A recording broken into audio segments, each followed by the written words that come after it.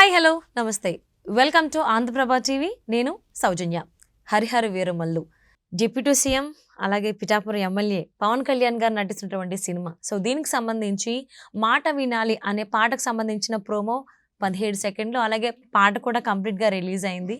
So మరి ఈ పాటకు సంబంధించి వారి అభిప్రాయాన్ని, వారి విశ్లేషణని మనతో పంచుకోవడానికి ఈరోజు మనతో పాటు ఉన్నారు senior film journalist Narayana Raju గారు ఉన్నారు. వారితో మాట్లాడదాం. నమస్తే అండి. నమస్తే. మాట వినాలి అనేటువంటి ప్రోమోలో కేవలం హ్మ్. 16 సెకండ్లు ఉన్నటువంటి డ్యూరేషన్ ఉన్న వీడియో. అందులో మహా అయితే పవన్ కళ్యాణ్ గారి గొంతు ఒక 10 సెకండ్లు మాత్రమే వినిపిస్తుంది. వినాలి, వేరే వాళ్ళు చెప్తే వినాలి. దానికి ఆల్మోస్ట్ 3.8 మిలియన్స్, అంటే ఆల్మోస్ట్ 4 మిలియన్స్ దాకా వ్యూస్ ఉన్నాయి.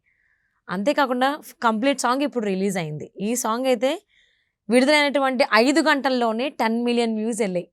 సో ఈ పాట గురించి మీరేమంటారు? మీ అభిప్రాయం ఏంటి?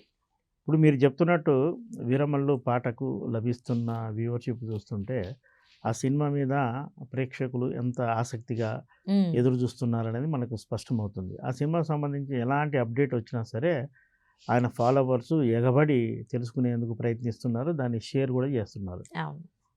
వీరమల్లు చెబితే వినాలి అనేది ప్రస్తుత ఆయన ఉన్న రాజకీయాలకు కూడా వర్తిస్తుంది. ఆయన ఆంధ్రప్రదేశ్ డిప్యూటీ సీఎంగా ఆయన సుడిగాలి పర్యటనలు చేస్తూ అధికారులను తరిమి కొడుతూ పనులకు చేసే విధంగా ఆయన మ్మ్. డిప్యూటీ సీఎం హోదాల మాట చెప్తున్నాడు.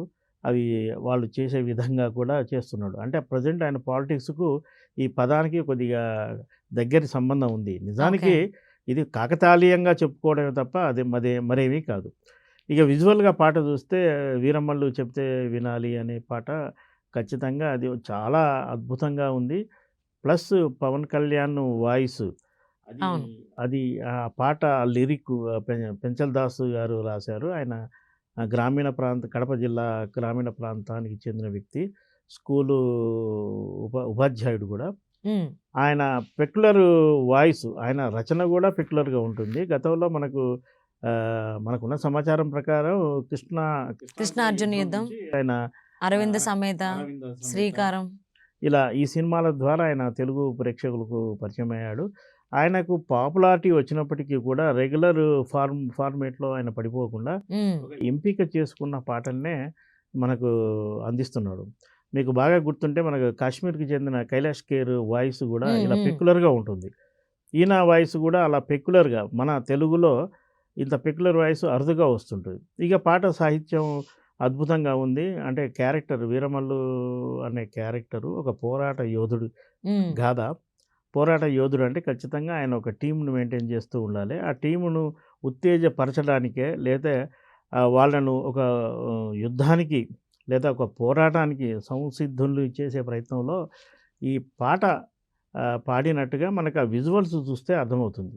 అవును. కో ఆర్టిస్టులు కొంతమంది ఉన్నప్పటికీ ఆ షూట్ మొత్తం పవన్ కళ్యాణ్ మీదనే ఉంది. పవన్ కళ్యాణ్ డేట్స్కు తగినట్టుగానే అది షూట్ చేసినట్టున్నారు. ఎందుకంటే ఆయన ఒక ఇండోర్ స్టేడియంలో లేదా ఇండోర్ ఫ్లోర్లోనే షూట్ చేసిన పాట అది. మ్మ్. ఈ పాట ద్వారా ఈ పాట జనాల్లోకి వచ్చేసింది కాబట్టి ఈ సినిమా మీద అకస్మాత్తుగా పెద్ద హైప్ క్రియేట్ అయింది. ఈ పాట ఆ సినిమాని ఎక్కడికో తీసుకెళ్తుందని మనకు స్పష్టమవుతుంది. ప్రజెంట్ ట్రెండింగ్లో ఉన్న ఈ పాట ఇంకా ముందుకు వెళ్ళి అద్భుతమైన ట్రెండ్ క్రియేట్ చేస్తుంది. ఇప్పటివరకు మనం ట్రెండింగ్లో ఉన్న పాటల్లో మనం సంక్రాంతికి వస్తున్నాం సినిమాల్లో ఒక ఎంటర్టైన్మెంట్ పాటలు అవి. మ్మ్. మ్మ్. కానీ ఈ వీరమల్లు పాట ఎంటర్టైన్మెంట్ పాట కాదు, అది ఒక ఉత్తేజం కలిగించే పాట, ఒక కామన్ మ్యాన్ మనోభావాలకు అద్దం పట్టే పాట. ఇది క్రియేట్ అవుతాయి, జనాలకు వెళ్తుంది ఈ పాట, జనాలకు ఈ సినిమాను తీసుకెళ్తుంది. బహుశా ఈ సినిమా ఎప్పుడు వస్తుందన్న ఆతృత ఉంది జనాల్లో. దీనిపైన చిత్ర నిర్మాణ సంస్థ స్పష్టత ఇవ్వాల్సిన అవసరం ఎంతైనా ఉంది. అంటే ఈ పెంచల్ దాస్ గారు రాసినటువంటి లిరిక్స్ వలన అంత ఇన్స్పిరేషన్గా ఉంది song. At the same time Pawan Kalyan గారు నేరుగా పాడినటువంటి పాట, ఎంఎం కీరవాణి గారు సంగీత దర్శకత్వం వహించడం జరిగింది. అంటే ఆ లిరిక్స్ వలన, లేకపోతే పవన్ కళ్యాణ్ పాడడం వలన ప్రజాదరణ అంత పొందుతుంది అంటారు? ఈ పాటకు పవన్ కళ్యాణ్ పాడడం ఒక ఎత్తు అయితే, పవన్ కళ్యాణ్ తనే పాడేందుకు ఈ లిరిక్ ఉత్తేజపరిచిందని చెప్పవచ్చు. ఎందుకంటే ఆ లిరిక్లో అంత బలం ఉంది. పవన్ కళ్యాణ్ ఒరిజినల్ క్యారెక్టర్ కూడా ఒకరికి హెల్ప్ చేయాలి, ఒకరి కోసమే మనం జీవించాలి అనే తత్వం ఆయనది. సినిమాలో క్యారెక్టర్ కూడా పోరాట యోధుడు కాబట్టి ఈ సిచ్యువేషన్‌కు తగ్గినట్టుగానే ఆ పాటను అందించారు. పవన్ కళ్యాణ్ ఈ పెంచల దాసు లాంటి లిరికిస్ట్‌ను ప్రోత్సహించడమే కాదు. గతంలో మనం 'భీమ్లా నాయక్‌లో' గూడా ఏడుమెట్ల మొగిలయ్యను ఎంకరేజ్ చేశాడు. ఆ పాట పాపులర్ అయింది. ఆయన ఫామ్‌లోకొచ్చాడు. ఆయన ఆర్థికంగా స్థిరపడడానికి కూడా ఆయన వెలుగులోకి రావడానికి కారణమైంది. ఇలా మరుగున పడిన ఈ మణిరత్నాలను వెతికి పట్టుకోవడంలో పవన్ కళ్యాణ్ తరువాతే ఎవరైనా. తను ఒక కమర్షియల్ హీరో అయినప్పటికీ కూడా కమర్షియల్ ఫార్మాట్‌లో సినిమాలు చేయకుండా ఈ ఈ చేస్తున్న సినిమా కూడా జనం కోసం చేస్తున్నది కాబట్టి, ఆ జనంలో ఉన్న గాయకుడినే, లిరికిస్ట్‌నే పట్టుకొనొచ్చి ఈ సాహిత్యం రాయించుకోవడం, దాన్ని ఆలపించడం అద్భుతంగా ఉంది. అందులోనూ ప్రోమో రిలీజ్ అయింది కదా! 'మాట వినాలి' అనే పాటకు సంబంధించి వినాలి వీరమల్లు చెప్తే వినాలి అని చెప్పేసి అని మొత్తం సాంగ్‌లో కూడా ఉంది. చెప్తే వినాలి అన్నట్టుగా. అంటే ఈ పాట విన్న తర్వాత కొంతమంది అంటే రాజకీయంగా కనుక మనం ఆలోచించుకున్నట్లయితే అంటే దీన్ని ఎవరికి వాళ్ళు ఆపాదించుకుని ఇది మా కోసమే రాశారు అని భుజాలు తడుకునేటువంటి అవకాశం ఉందని అనుకోవచ్చా? ఎవరైనా భుజాలు తడుముకుంటే మాత్రం పాట లక్ష్యం నెరవేరినట్టే. సినిమాలో వీరమల్లు క్యారెక్టర్, వీరమల్లు అని తనకు తానే చెప్పుకున్నాడు. ఈ వీరమల్లు చెప్తే వినాలి అంటే ఆయన ఖచ్చితంగా ఆ దళానికి ఆయన నాయకుడు. కొన్ని సందర్భాల్లో నాయకుడు చెప్తే ఫాలోవర్స్ ఎందుకు వినాలి అనేది కూడా విశదీకరించాడు. ఆ! ఆ రోజు అంటే ఇది 17వ శతాబ్దానికి సంబంధించిన కథ అంటున్నారు కాబట్టి, ఆ రోజున్న పరిస్థితుల్ని, ఆ రోజులు ఉన్న పాలకుల పాలన తీరు పట్ల ఆయన ఎండగడుతూ ఎందుకు ఉద్యమం చేయాలి?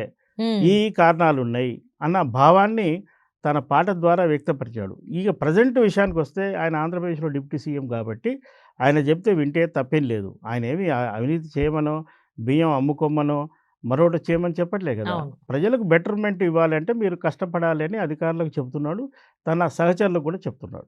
అంటే ఇంతకు ముందు రిలీజ్ అయినటువంటి పవన్ కళ్యాణ్ గారి సినిమాల్లో కూడా కొన్ని డైలాగ్స్‌ని మా కోసమే చెప్పారు, మమ్మల్ని ఉద్దేశించి చెప్పారని చెప్పేసి అని కొంతమంది పార్టీ వాళ్ళు అంటే ఏ పార్టీ అని మనకు తెలిసిందే. సో, ఆ పార్టీ వాళ్ళు అనుకోవడం జరిగింది. దానికి సంబంధించి వాళ్ళు కామెంట్స్, ప్రెస్ మీట్లు కూడా పెట్టారు. మరి దీని గురించి ఏమన్నా పెడతారా? ఎలా రియాక్ట్ అవుతారనేది చూద్దామండి. Thank you so much Narayana Raju గారు.